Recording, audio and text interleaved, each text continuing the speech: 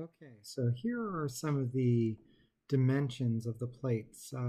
You can see that what I did is this is a 2-inch piece of aluminum flat steel. I think it's an 1/8 wide.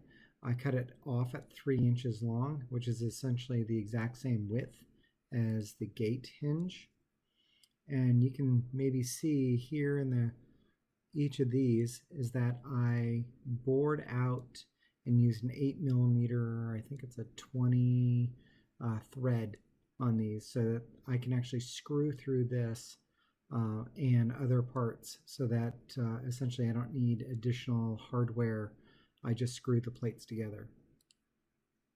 So here's the bracket. Now the bracket, you can maybe see a little bit right here.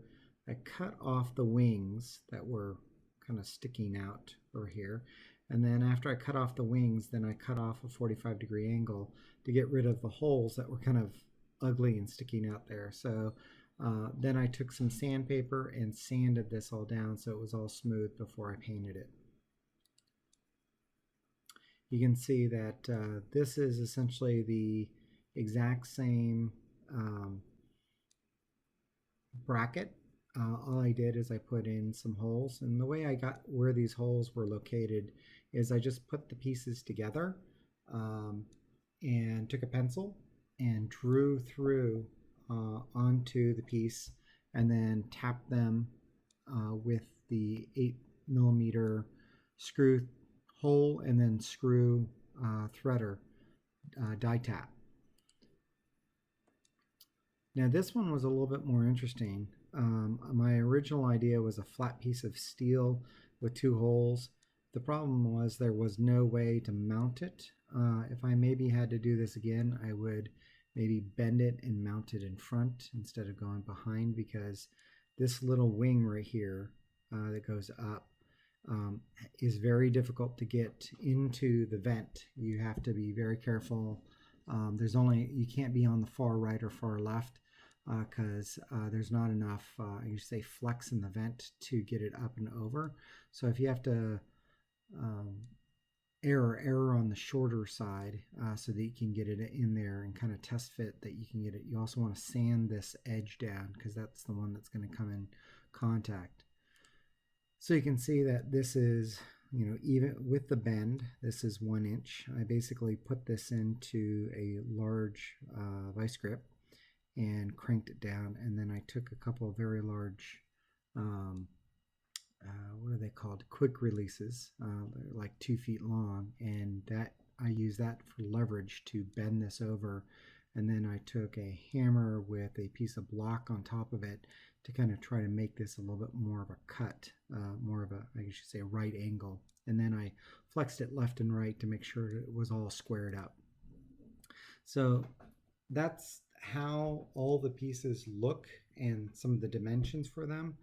I'll try to get very specific dimensions and how and when I put the different holes, but anybody that has done a lot of this sort of work in the past probably knows how to do this.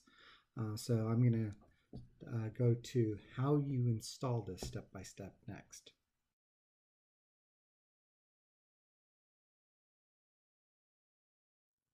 So installation step by step. The first thing is the positioning. You'll notice on the right hand side over here, this is a center block.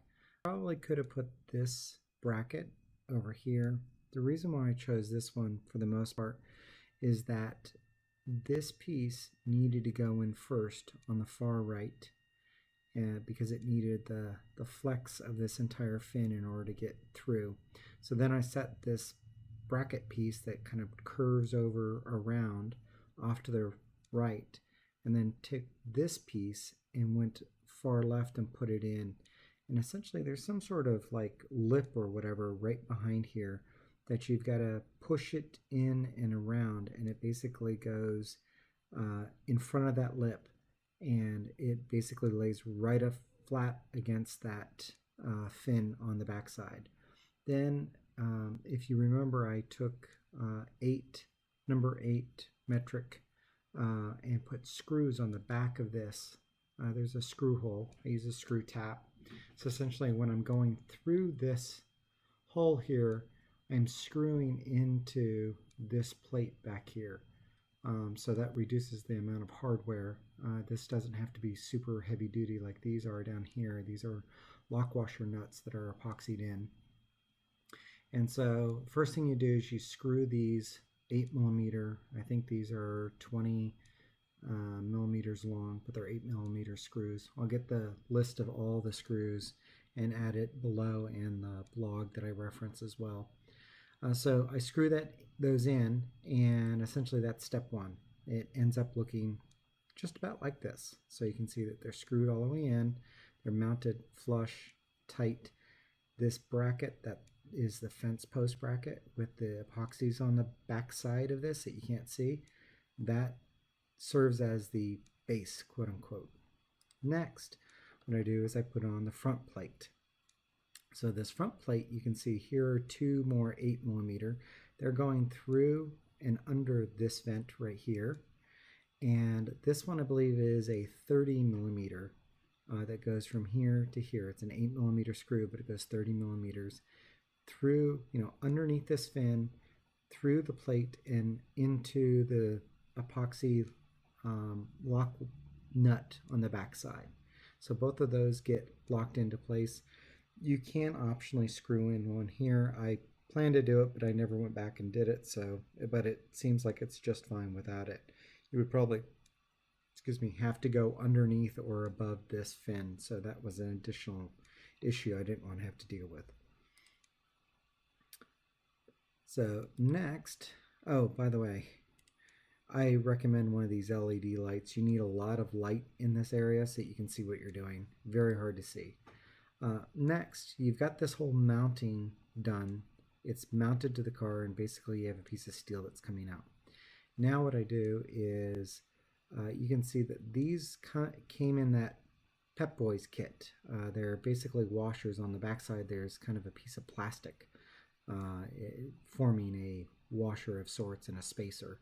I put those on the backside and made the hole just the right size so that they didn't slop around. And so those are poking in. They're not glued or anything. If I were to push on these, they would just pop right out. These are 8mm, and this plate right here has threaded holes. So essentially these are, I think, 16mm long. And so I go 16mm, 16mm, 16mm, all 8mm width-wise. And they basically mount these two together, and they look like they're made for each other because I, again, cut off this wing and then put in the 45°. You'll notice that all these are black. I used a rubberizing paint to do a final coat on all of them.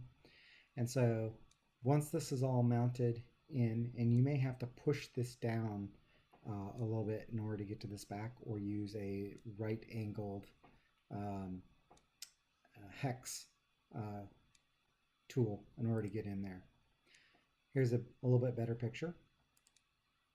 So now that you've got all these mounted, and you can see the back side of those two that are sticking through, what I did is I mounted the plate, which is this right here, this plate holder that I got from Pep Boys, and I mounted that plate onto these screws, and then the time came for mounting the actual license plate itself and the cover, their frame, as it were.